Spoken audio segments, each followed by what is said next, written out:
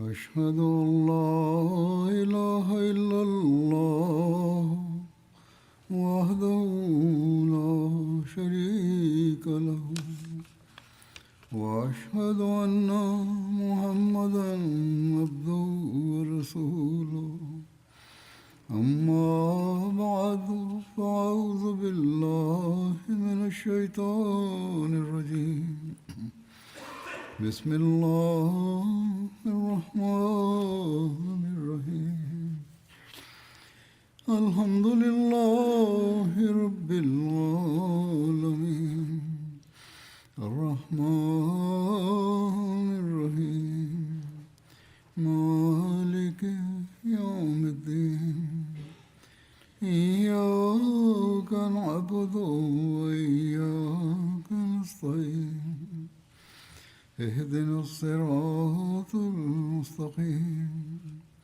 صراط الذين أنعمت عليهم غير المغضوب عليهم ولا الضالين. J'évoquais l'expédition de Tabouk.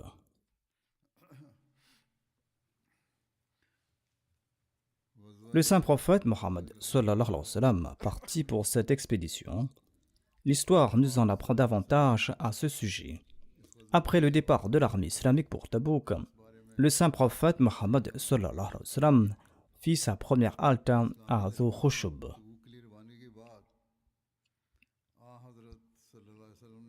Dhu Khushub est une vallée sur la route de la Syrie à une nuit de voyage de Médine où se trouve un grand nombre de sources d'eau.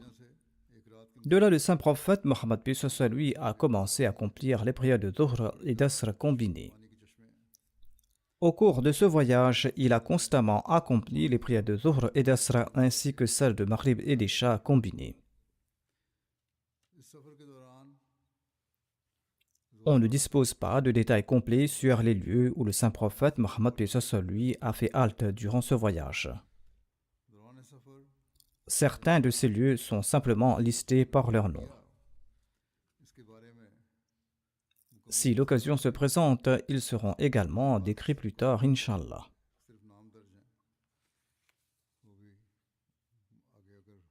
D'après Mu'adh bin Jabal, le saint prophète Mohammed lui était parti pour l'expédition de Tabouk. Le soleil s'est décliné avant son départ. Il a regroupé les prières de Dhuhr et d'Asr. Et s'il partait avant le déclin du soleil, il retardait Dhuhr jusqu'à ce qu'il s'arrête pour la prière d'Asr. Et il en faisait de même pour la prière de Maghrib. Si le soleil se couchait avant qu'il ne se mette en route, il regroupait la prière de Maghrib et d'Isha. Et s'il se mettait en route avant le coucher du soleil, il retardait la prière de Maghrib jusqu'à ce qu'il descende pour la prière d'Isha. Ensuite, il regroupait ces deux prières. On rapporte également que lors de ce voyage, Abdurrahman bin Auf a eu le privilège de diriger la prière. Le récit est le suivant. Mughira bin Shu'ba relate qu'il a participé à la bataille de Tabouk avec le saint prophète Mohammed sallallahu alayhi wa sallam. Le saint prophète Mohammed lui était parti avant l'après de Fajr pour satisfaire un besoin naturel.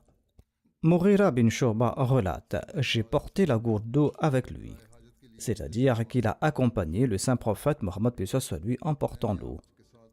Lorsque le messager d'Allah sallallahu alayhi wa sallam est retourné vers moi, j'étais debout à distance et je me suis mis à verser de l'eau de la gourde sur sa main. Et il s'est lavé les deux mains 3 fois. Ici, il décrit la manière de faire les ablutions, c'est-à-dire comment il faisait ses ablutions en voyage. Ensuite, il a lavé son visage béni.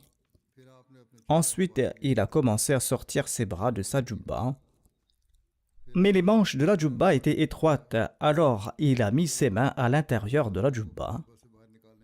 Et il a fait passer ses avant-bras sous la djoubba pour les laver jusqu'au coude. Ensuite, il a passé ses mains mouillées sur ses chaussettes, c'est-à-dire qu'il portait des chaussettes à ce moment-là. Il a donc passé ses mains mouillées sur les chaussettes pour les nettoyer.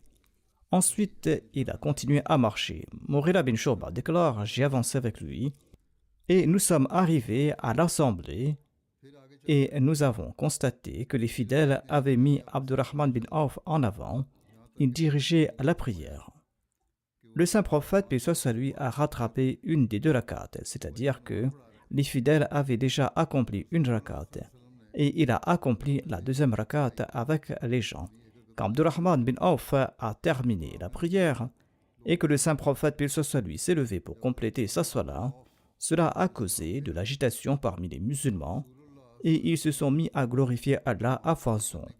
Quand le saint prophète Mohammed paix soit sur lui a terminé sa prière, il s'est tourné vers les gens et il a déclaré: vous avez très bien fait. Ou il a déclaré: c'est bon.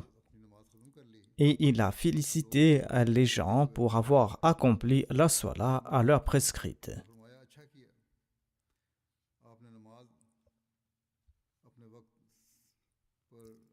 On trouve aussi le fait que le saint prophète paix soit sur lui est passé par les ruines du peuple de Thamoud. Ibn Omar rapporte que lorsque le saint prophète paix soit sur lui s'est installé à Al-Hijr lors de l'expédition de Tabouk, il leur a ordonné de ne pas boire du puits de Al-Hijr et de ne pas y abreuver les animaux. Les compagnons ont répondu que nous avons déjà pétri de la farine avec l'eau de ce puits et nous avons abreuvé nos bêtes. Le saint prophète, paix soit lui, leur ordonna de jeter la pâte pétrie et de verser aussi l'eau dont ils disposent. Selon un autre récit, il est rapporté que le saint prophète, Mohammed paix soit lui, a ordonné de jeter la nourriture. Et Abu Dhar a rapporté que le saint prophète, Mohammed paix soit lui, a déclaré: celui qui a pétri la farine avec cette eau, c'est-à-dire qu'il a ordonné de jeter la farine pétrie avec l'eau prise de cet endroit. Un autre récit rapporte que le saint prophète paix soit lui a déclaré: ne buvez pas l'eau de ce puits et ne faites pas vos ablutions avec cette eau. Donnez plutôt la pâte que vous avez pétrie avec son eau aux chameaux et n'en mangez pas vous-même. Selon un autre récit, le saint prophète paix soit lui a déclaré de prendre l'eau du puits où la chamelle du prophète Saleh venait s'abreuver, c'est-à-dire de prendre l'eau où la chamelle du prophète Saleh venait s'abreuver. Et il ne faut pas prendre de l'eau du puits qui était interdit, mais plutôt de prendre l'eau du puits où la chamelle du prophète Saleh venait s'abreuver. Selon le commentateur d'Al-Bukhari, Ibn Hajar al-Asqalani, le saint prophète, paix soit sur lui, a eu connaissance par révélation du puits de la chamelle du prophète Salih. Selon un récit, lorsque le saint prophète, paix soit sur lui, est passé par Al-Hijr, il a déclaré: n'entrez pas dans les habitations de ceux qui ont commis l'injustice, à moins que vous ne pleuriez. C'est-à-dire qu'il faut être dans un état de grande crainte et d'humilité et passer par ici en invoquant Allah, parce que vous traversez des lieux où des peuples ont subi un châtiment. Vous devez agir de la sorte de peur que vous ne soyez touchés par le malheur qui les a frappés. Ensuite, le saint prophète, paix soit sur lui, s'est couvert le visage de son châle et il était monté sur sa monture. Selon un autre récit, il s'est couvert la tête. Il a accéléré jusqu'à traverser la vallée. Cette région s'appelle Hijr et se situe sur la route de Médine à Tabouk. C'est là qu'était installée la communauté de Thamoud, le peuple du prophète Salih. Cette région s'appelle Al-Hijr. Aujourd'hui, cette région est connue sous le nom de Madain Salih. Allah avait comblé ce peuple de nombreuses bénédictions. Ils avaient des champs verdoyants, des sources vives, une vaste organisation agricole, des palmeraies, des vergers et d'autres fruits. Ces gens possédaient une force et une capacité inégalables. Ils avaient un grand potentiel. C'étaient des travailleurs acharnés. Et Allah les avait généreusement dotés grâce aux ressources naturelles. Leur talent était tel qu'ils savaient construire des maisons dans les montagnes.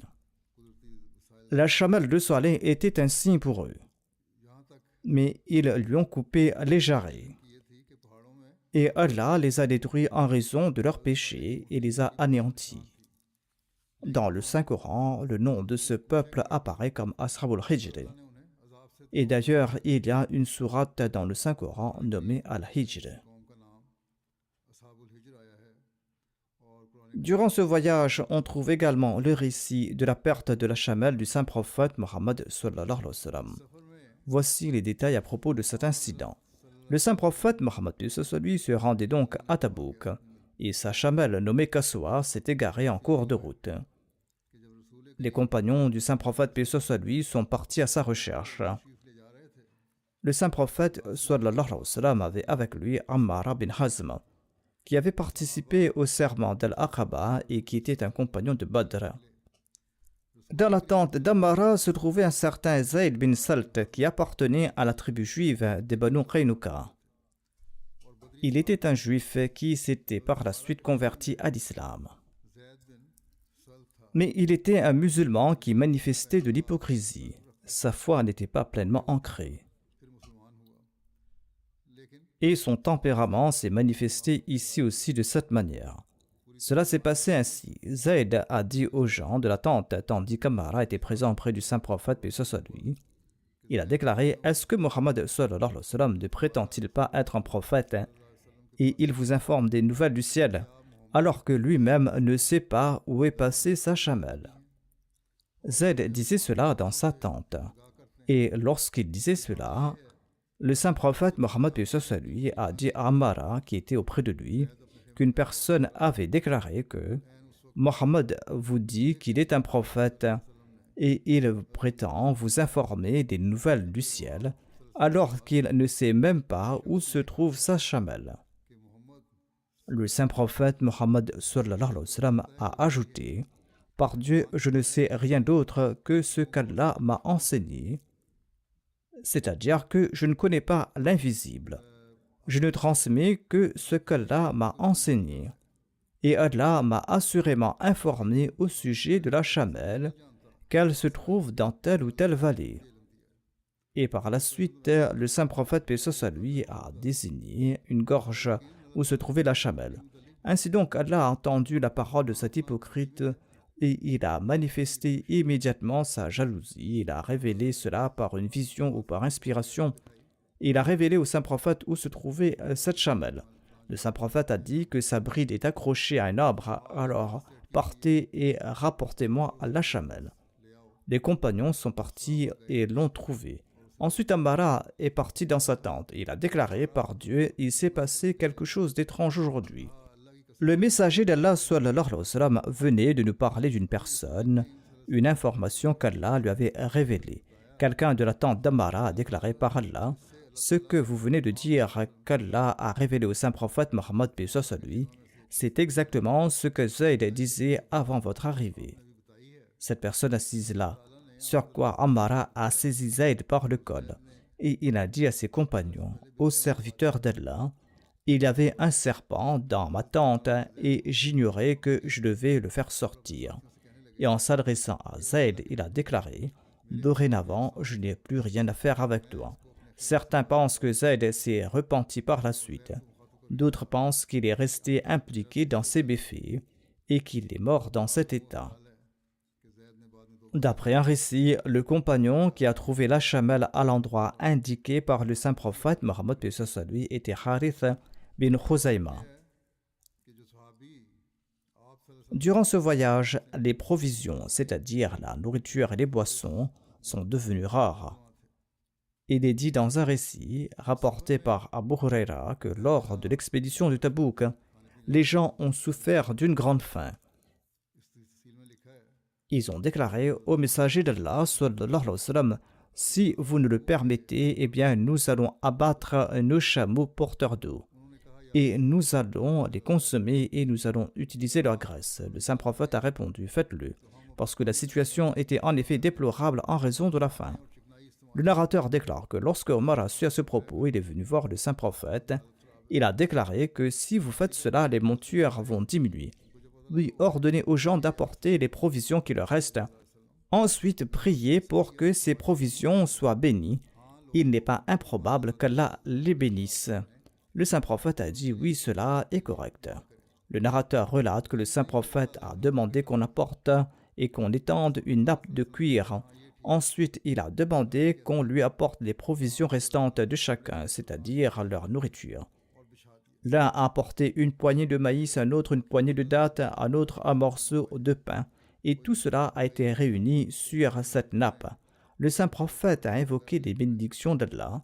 Ensuite, il a déclaré « Prenez-en dans vos récipients ». Et ils ont rempli leurs récipients jusqu'à ce qu'il n'y ait plus de récipients vides dans le camp. Ensuite, ils ont tous mangé et ont été rassasiés, et il en est resté.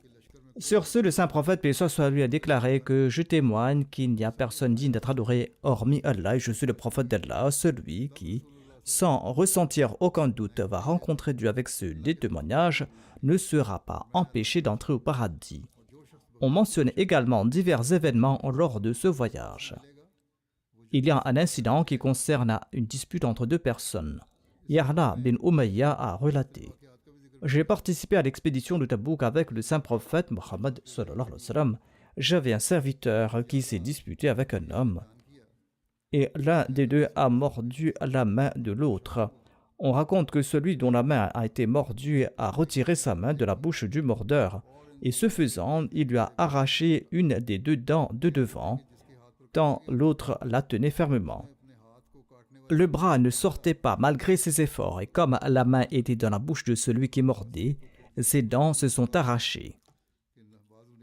Les deux hommes se sont présentés au saint prophète Mohammed sallallahu alayhi wa sallam. Celui dont la dent a été cassée a réclamé une compensation en disant qu'il m'a cassé une dent, il doit me dédommager. Le saint prophète Mohammed lui a rejeté cette demande, a dit que il n'est pas recevable à une indemnité pour la dent. Il a déclaré: est-ce qu'il va laisser sa main dans ta bouche pour que tu la mâches? C'est comme si elle était dans la gueule d'un chameau qui la mâcherait. C'est-à-dire la personne dont on mordait la main l'a retirée pour se défendre, et c'est pour cette raison que la dent de l'autre s'est cassée. Il n'y a donc pas de compensation. La décision concernant l'indemnité est prise en fonction des faits et des circonstances. Une indemnité n'est pas attribuée sans examiner les faits.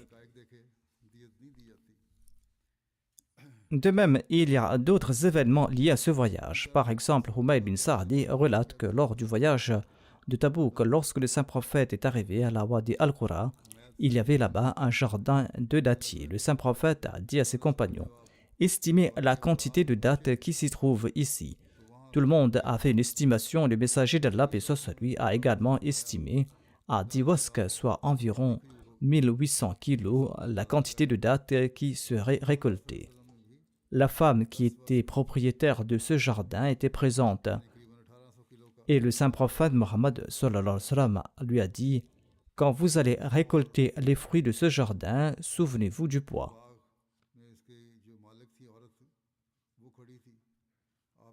Le narrateur rapporte que sur le chemin du retour de Tabouk, lorsque nous sommes arrivés près de ce jardin, le saint prophète a demandé à la femme quelle quantité de fruits a été récoltée.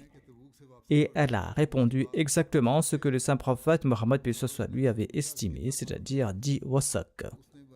De même, le narrateur rapporte que lorsque nous sommes arrivés à Tabouk, l'envoyé d'Allah lui a déclaré: soyez vigilants, un vent violent va souffler cette nuit et personne ne doit rester debout.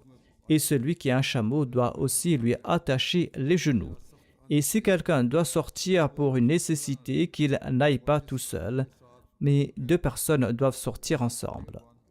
Il semble que le saint prophète Mohammed lui était au courant qu'une tempête allait souffler, ou il se peut qu'Allah lui avait révélé cela. Les compagnons ont raconté que conformément à ses instructions, nous avons attaché le chameau. Et cette nuit-là, une violente tempête de vent s'est levée. Un homme était debout quand la tempête l'a emporté vers les montagnes de la tribu Taï. Selon un autre récit, deux hommes des Banu Saïda n'ont pas suivi cette directive.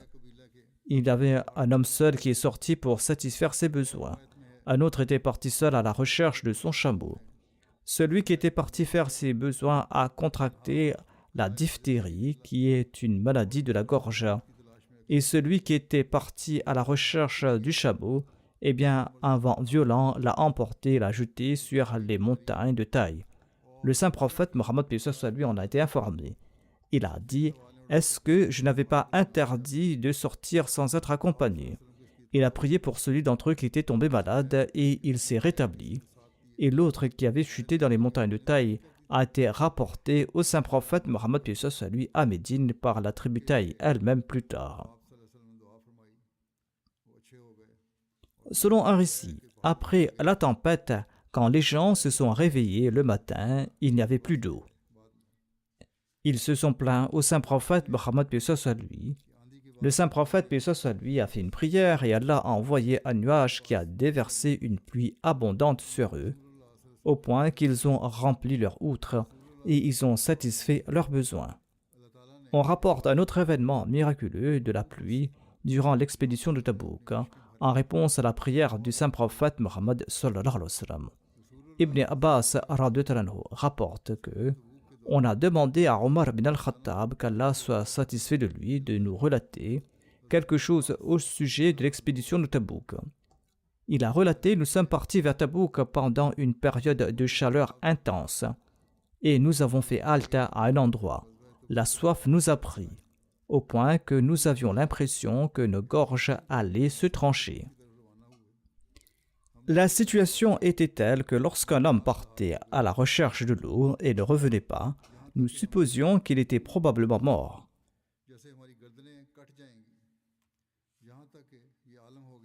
Un homme sacrifiait son chameau puis pressait l'eau de son estomac pour la boire. Et il gardait le reste à l'intérieur.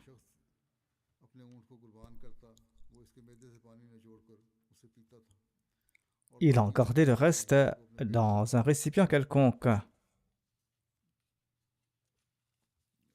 Je pense qu'il en gardait dans un récipient quelconque, selon moi. Abu Bakr as-Siddiq a déclaré: Ô messager d'Allah, Allah a placé le bien dans votre prière. Alors priez pour nous.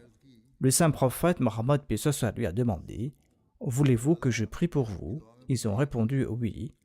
Alors le saint prophète lui a levé les mains. Ses mains n'étaient pas encore revenues qu'un nuage avait déjà fait de l'ombre et la pluie a commencé à tomber. Et les gens ont rempli tout ce qu'ils avaient sous la main.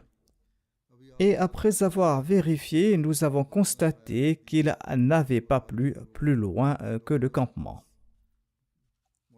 De même, on trouve mention d'un miracle de l'augmentation de l'eau de la source de Tabouk. Mu'adh bin Jabal relate ceci: nous sommes partis avec le messager d'Allah sallallahu alayhi wa sallam à l'année de l'expédition de Tabouk.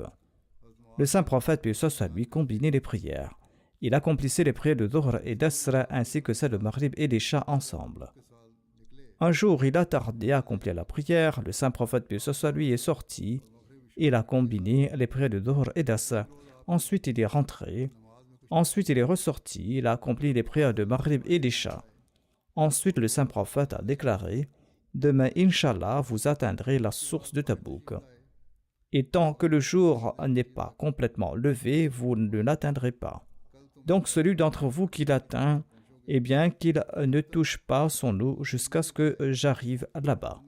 Il y avait une source là-bas, il a déclaré: n'utilisez pas l'eau de cette source tant que je ne suis pas sur place. Le narrateur déclare que nous sommes arrivés à la source, mais deux hommes nous avaient précédés et un peu d'eau coulait de la source. Le narrateur déclare que le saint prophète leur a demandé: avez-vous touché cette eau? Ils ont répondu oui. Le saint prophète, paix soit lui, les a réprimandés. Et il leur a dit ce qu'Allah voulait qu'ils disent. Le narrateur relate ensuite que les gens ont puisé de l'eau de la source petit à petit avec leurs mains, jusqu'à ce qu'un peu d'eau soit collectée dans un récipient. Ensuite, le saint prophète, paix soit lui, a lavé ses deux mains. Il a lavé son visage et il a remis cette eau dans la source. Et la source s'est mise à couler abondamment au point que les gens ont pu apaiser leur soif à satiété. Ensuite, le saint prophète Mohammed lui s'est adressé à Mu'adh en disant: Ô Mu'adh, si tu vis longtemps, tu verras cet endroit se remplir de jardins. Mohammed bin Abdullah Abul Baqi Zarqani a écrit en expliquant ce hadith que c'était une nouvelle de l'invisible qui s'est réalisée. Et le saint prophète, paix soit lui, a mentionné Mu'adh bin Jabal en particulier. C'était également une nouvelle de l'invisible, car il était divinement décrété que Mu'adh vienne plus tard dans cette région, c'est-à-dire en Syrie. Et c'est là qu'il est décédé. Il semble que le saint prophète Mohammed paix soit lui ait su par révélation que Mu'adh verrait cet endroit, et cette vallée deviendra un ensemble d'arbres et de jardins. Ibn Wada', c'est-à-dire Abu Abdullah Mohammed bin Wada', dont la durée de vie est de l'an 1099 après l'Hégire à 287 après l'Hégire, était un célèbre muhaddith de l'Andalousie. Il a déclaré que j'ai vu cet endroit autour de cette source. La verdure et la luxuriante végétation des arbres étaient telles qu'on aurait dit que cela allait durer jusqu'au jour du jugement dernier. Et telle était la prophétie du saint prophète Mohammed sallallahu alayhi wa sallam. L'atlas de la sira du saint prophète Mohammed paix soit lui donne plus de détails sur cette source de Tabouk, indiquant que le chef du département de la charia de Tabouk, Cheikh Saleh, a déclaré que cette source avait jailli continuellement pendant 1400 ans jusqu'à il y a 2 ans. Plus tard, des puits tubulaires ont été creusés dans ces basses terres, et l'eau de la source s'est alors dirigée vers ces puits tubulaires. Après avoir été divisée entre environ 25 puits tubulaires, cette source est maintenant asséchée. Ensuite, Cheikh Saleh nous a également emmenés vers un autre tube de forage. Là, nous avons vu qu'un tuyau de 4 pouces était installé et sans aucune machine, l'eau en sortait avec force. On nous a rapporté une situation similaire pour d'autres puits tubulaires. Tout cela était une bénédiction du miracle du saint prophète paix soit lui, qu'il y a aujourd'hui tant d'eau à Tabouk. Nous n'avons jamais vu tant d'eau ailleurs qu'à Médine et à Khaybar. En réalité, l'eau Tabouk est encore plus abondante qu'en ces deux endroits. Grâce à cette eau, des jardins sont maintenant plantés partout à Tabouk. Et conformément à la prophétie du saint prophète Mohammed paix soit lui, la région de Tabouk est remplie de jardins et ne cesse de se remplir jour après jour. On trouve également mention de la responsabilité de la garde lors de l'expédition de Tabouk. Lors de l'expédition de Tabouk, le saint prophète Mohammed paix soit lui a désigné Abbad bin Bishr pour la protection spéciale. Il patrouillait avec ses compagnons autour de l'armée. Un jour, il s'est présenté au saint prophète Mohammed paix soit lui et a déclaré au messager d'Allah: nous entendons le son du takbir derrière nous jusqu'au matin. Avez-vous ordonné à d'autres de patrouiller pour assurer la protection? Le saint prophète a dit qu'il ne l'avait pas fait, mais peut-être que certains musulmans le faisaient volontairement. Sulkan bin Salama était celui à qui on n'avait pas confié cette tâche, mais il accomplissait cette tâche par lui-même, par amour pour le saint prophète Mohammed paix soit lui. Il a déclaré au messager d'Allah sallallahu alayhi wa sallam: je sors avec mes 10 cavaliers musulmans et j'assure la protection de ceux qui sont de service. Sur ce, le saint prophète Mohammed paix soit lui a fait cette prière: qu'Allah protège ceux qui assurent la protection de ceux qui protègent sur la voie d'Allah, le gracieux, le miséricordieux. Pour chaque âme ou animal que tu as protégé, que ce soit parmi les gens ou parmi les animaux, tu recevras une kirat de récompense. Une kira est l'équivalent d'environ 2 grammes d'or.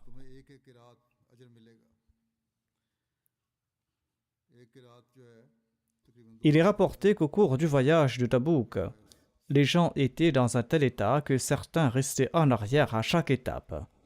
Les compagnons du saint prophète Mohammed paix soit lui disaient au saint prophète Mohammed paix soit lui: ô envoyé d'Allah sallallahu alayhi wa sallam, un tel est resté en arrière aujourd'hui. Sur ce, le messager d'Allah sallallahu alayhi wa sallam disait: laissez-le, s'il y a du bien en lui, Allah le réunira avec vous. Et si cela est autrement, Allah vous en délivrera. Pendant ce temps, quelqu'un a dit au prophète d'Allah sallallahu alayhi wa sallam: Abu Dhar est resté en arrière et son chameau est devenu lent. Il a dit: laissez-le. S'il y a du bien en cela, Allah vous réunira avec lui. Et s'il y a autre chose en cela, eh bien Allah vous en débarrassera. Sa situation était telle que son chameau le fatiguait beaucoup. Son chameau était devenu complètement lent. Quand le chameau d'Abu Dhar est devenu complètement lent et faible, il est descendu du chameau, il a chargé ses biens sur son dos et il s'est mis en route à pied suivant le saint prophète Mohammed lui. Après quelques étapes, il a fait une halte à un endroit. Un observateur parmi les musulmans a déclaré au messager d'Allah sallallahu alayhi wa sallam, voilà un homme seul qui arrive sur la route. Le saint prophète lui a déclaré Kun Aba Dharrin, qu'il soit Abu Dhar ou j'aurais aimé que ce soit Abu Dhar. Et les gens ont regardé attentivement, ils ont déclaré au messager d'Allah, c'est bien Abu Dhar. Le saint prophète a déclaré que Dieu ait pitié d'Abu Dhar. Il est parti seul, il mourra seul et il sera ressuscité tout seul. Les paroles du saint prophète paix soit sur lui concernant Abu Dhar au sujet de sa solitude, eh bien cette parole s'est réalisée à la lettre durant le califat d'Othman. Abu Dhar et sa famille s'est installés à Rabza en dehors de Médine. Rabza est un lieu situé à environ 96 000 de Médine, soit 3 jours de distance de Médine. Il était accompagné de sa femme, de ses enfants et d'un esclave. Il n'y avait aucun village dans les alentours. Le moment de sa mort s'est approché, sa femme s'est inquiétée en raison de la solitude. Et il n'y avait pas non plus de linceul. Elle s'est mise à pleurer. Sur ce, Abu Dhar lui a dit « Ne pleure pas. J'ai entendu le saint prophète paix soit lui dire que l'un d'entre vous mourra dans le désert et qu'un groupe de croyants participera à sa prière funéraire. » Et en même temps, il a dit à sa femme que lorsque le saint prophète paix soit lui prononçait ces paroles, eh bien, toutes les personnes qui étaient présentes à ce moment-là étaient déjà décédées et personne n'est mort seul dans le désert. Et seul moi suis cette personne. Ne t'inquiète pas pour moi, dit-il. Après ma mort, après m'avoir lavé, placé ma dépouille sur le chemin qui mène à Médine. Ils ont suivi ses instructions et quelque temps après, Abdullah bin Masoud est passé par là avec ses compagnons. Il se rendait de l'Irak pour accomplir l'Umrah. Et lorsqu'il a appris qu'il s'agissait de la dépouille d'Abu Dhar, ses yeux se sont remplis de larmes. Et en pleurant, il a déclaré, le messager d'Allah paix soit sur lui a dit la vérité, notamment qu'Abu Dhar marchera tout seul et qu'il mourra tout seul. Puis ils ont fait la prière funéraire pour lui et ils l'ont enterré là-bas. Ensuite, il a relaté à ses compagnons toute l'histoire d'Abu Dhar concernant la bataille de Tabouk. Il a expliqué comment la parole du saint prophète paix soit sur lui s'est accomplie. Il y a eu un incident qui concernait Wathila, le fils d'Esra, et qui était parti à la rencontre de l'armée. Il s'était converti à l'islam quelque temps avant le départ pour Tabouk. Il était venu à Médine. Il était encore à Médine lorsque le saint prophète a annoncé la préparation pour Tabouk. Wathila bin Askra déclare que le saint prophète, paix soit sur lui, a annoncé la mobilisation lors de la bataille de Tabouk. Je suis rentré chez moi, je suis revenu, mais mes compagnons étaient déjà partis. J'ai commencé à appeler dans la ville. Y a-t-il quelqu'un qui accepte de prendre un homme avec lui sur sa monture en échange de sa part du butin? Un vieil Ansari a déclaré que nous allons prendre sa part et nous le ferons monter avec nous et nous lui donnerons à manger et à boire avec nous. J'ai dit oui, j'accepte cette condition. Et alors le vieil homme a déclaré, eh bien, nous allons placer notre confiance en Allah et nous allons partir. Wathila déclare que je suis parti avec un très bon compagnon jusqu'à ce qu'Allah nous accorde du butin. J'ai eu de ma part quelques chamelles rapides. Je les ai menés à mon compagnon. Il est sorti, il s'est assis à l'arrière de son chameau et il a dit « Fais-les marcher dos à moi ». Ensuite, il a dit « Fais-les marcher face à moi ». Après quoi, il a dit « Tes chamelles sont excellentes selon moi ». Je lui dis « C'est ton bien, cela t'appartient ». Ceci était en accord à la condition que nous avions fixée. Il a dit « Mon neveu, c'est ta part, garde-la. Mon but n'était pas de prendre cette part. » En tout cas, grâce à cette excuse, il a participé à la bataille. Il y a aussi le récit de l'adhésion d'Abu Khaythama à l'armée. Abu Khaythama était également l'un des compagnons qui étaient restés en arrière après le départ de l'armée. On dirait qu'il n'était pas à Médine durant ses jours. Quelques jours après le départ du saint prophète Mohammed lui, Abu Khaythama est arrivé chez lui à Médine par une journée très chaude. Il a vu que ses deux épouses avaient arrosé leur hutte dans le jardin et avaient préparé de l'eau fraîche pour lui ainsi que de la nourriture. Abu Khaythama se tenait à la porte de sa hutte et voyant ce que ces femmes avaient préparé pour lui, il a déclaré que le saint prophète, paix soit lui, est parti en voyage par un soleil brûlant, par une chaleur intense et par un vent de feu. Et Abu Khaythama, quant à lui, est assis à l'ombre fraîche avec de bons repas, de belles femmes et son bétail. Ceci n'est pas juste. Ensuite, il a déclaré par Allah, je m'approcherai d'aucune d'entre vous tant que je n'aurai pas rejoint le messager d'Allah sallallahu alayhi wa sallam. Alors préparez-moi toutes les deux mon équipement de voyage. Et elles s'exécutèrent. Ensuite, Abu Khaythama est monté sur son chameau. Il s'est mis en route derrière le saint prophète Mohammed sallallahu alayhi wa sallam.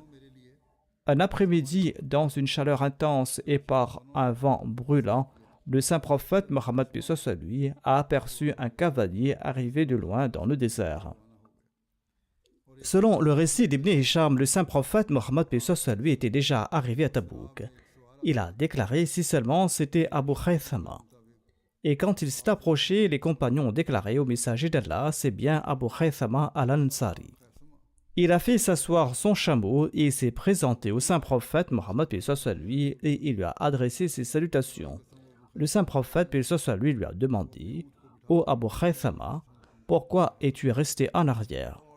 Ainsi donc, il a relaté l'histoire au saint prophète lui et sur ce, le saint prophète lui a prié pour son bien.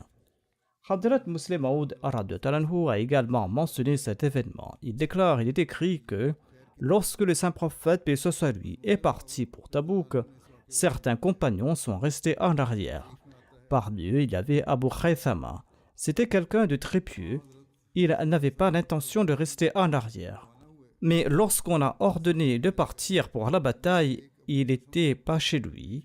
Et quand il est rentré chez lui, il a vu que sa femme l'attendait, comme si elle voulait parler avec lui. Il a ignoré le désir de sa femme et lui a demandé si le saint prophète, paix soit lui, était parti. Sa femme lui a dit de s'asseoir un moment. Il a répondu que le saint prophète, paix soit lui, était parti pour la bataille et que lui, est-ce qu'il allait se reposer à la maison? Abu Khaythama ne peut pas endurer cela. Et il est sorti immédiatement, il a préparé son cheval et il l'a monté et il a pris le chemin. Ici, Hadrat Muslim Maud a mentionné un cheval, alors que dans certains récits, on trouve mention d'un chameau, ou bien la mention du cheval est une erreur. Quoi qu'il en soit, il est possible que les deux récits se concordent. Quoi qu'il en soit, il s'agissait d'une monture qu'il a utilisée pour se mettre en route. Ainsi donc, il a emprunté le chemin emprunté par le saint prophète, paix soit lui. Après un long voyage, Abu Khaythama a rejoint le saint prophète, paix soit lui, après avoir parcouru de nombreuses étapes. Lorsqu'il s'approchait de l'armée, certains compagnons ont vu de la poussière s'élever au loin. Ils ont demandé qui arrivait. À ce moment-là, le saint prophète a déclaré « Kun Aba Khaythama » qu'il soit Abu Khaythama. Or, cette phrase ne peut signifier que quiconque arrive, qu'il se transforme en Abu Khaythama. Par conséquent, cela signifie que je souhaite que celui qui arrive soit Abu Khaythama. Ailleurs, le Muslim Maud a expliqué l'expression kun. La première référence était suite à un commentaire d'un verset tiré du Tafsir al-Kabir. Cette deuxième référence est aussi tirée du Tafsir. Hadrat Muslim Maud explique le terme kun. Il déclare: il faut se rappeler que le mot kun est utilisé en arabe à la fois pour parler de quelqu'un et simplement pour exprimer un souhait. Ainsi, lorsque le saint prophète, paix soit lui, a mené une expédition militaire vers la Syrie, Abu Khaythama était un compagnon en qui il avait une grande confiance et qu'il aimait beaucoup. Et il pensait que cet homme ne ferait pas preuve de négligence dans l'accomplissement de son devoir. Mais lorsqu'il est arrivé à une certaine distance de la ville avec l'armée et qu'il a passé en revue ses compagnons, il n'a pas trouvé Abu Khaythama. et il était très peiné de constater qu'il avait une si bonne opinion de lui et que Abu Khaythama, quant à lui, était resté en arrière et qui n'a pas participé à ce djihad. Lorsqu'il s'est mis en route, quelqu'un a déclaré au prophète d'Allah, sallallahu alayhi wa sallam, quelqu'un arrive. Lorsqu'il a regardé dans cette direction, il a déclaré Kun Aba Khaythama. Et lorsque la poussière s'est dissipée et que l'homme s'est approché, les gens ont constaté qu'il s'agissait d'Abu Khaythama et il a loué Allah d'avoir si rapidement exaucé son souhait. Kun Aba Khaythama ne signifiait pas que quelle que soit la personne qui arrive, qu'il se transforme en Abu Khaythama. Mais le saint prophète souhaitait dire « Plaise à Dieu que cette personne soit Abu Khaythama ». En arabe, c'est une expression idiomatique. Parfois, le mot « kun » est utilisé pour exprimer un souhait. Je n'ai pas lu le verset que le Muslim Maoud a commenté ici, mais en tout cas, il a clarifié le mot « kun ». J'expliquerai le reste à l'avenir, Inch'Allah. Priez pour ceux qui ont été blessés lors de l'attaque contre la mosquée de Rabwa. Que Dieu les protège, qu'Allah accorde une guérison complète à ceux qui ont été grièvement blessés et que Dieu mette en échec tous les plans des opposants au Pakistan. Aujourd'hui, à Rabwa, un rassemblement a lieu au nom de la Khatm al-Nabwa et les mollahs sont en train de proférer leurs insultes, ou peut-être qu'ils l'ont déjà fait. Je ne sais pas si le rassemblement est terminé maintenant. Qu'Allah nous protège de leur mal. De même, priez pour les Ahmadis du Bangladesh. Là-bas aussi, les intentions des opposants semblent très mauvaises. Qu'Allah protège chaque Ahmadi là-bas également. Priez également pour les Palestiniens, qu'Allah leur fasse miséricorde et qu'Allah les délivre des oppresseurs. Le cessez-le-feu annoncé n'est que de nom. Les événements des 2 derniers jours ont prouvé qu'il ne s'agissait que d'un cessez-le-feu de nom. Qu'Allah protège ses opprimés de l'oppression et qu'Allah punisse les oppresseurs.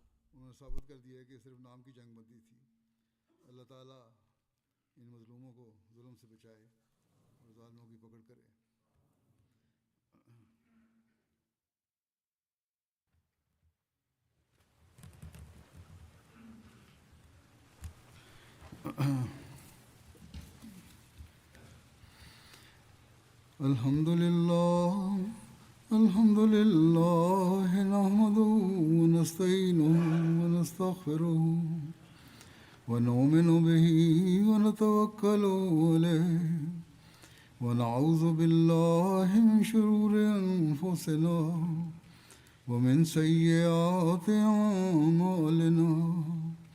Man yahdihillahu fala mudilla lahu ومن يضلل فلا هادي له ونشهد أن لا إله إلا الله ونشهد أن محمدا عبده ورسوله عباد الله رحمكم الله إن الله يأمر بالعدل والإحسان وإيتاء ذي القربى وينهى عن الفحشاء والمنكر والبغي يعظكم لعلكم تذكرون اذكروا الله يذكركم وادعوه يستجب لكم ولذكر الله أكبر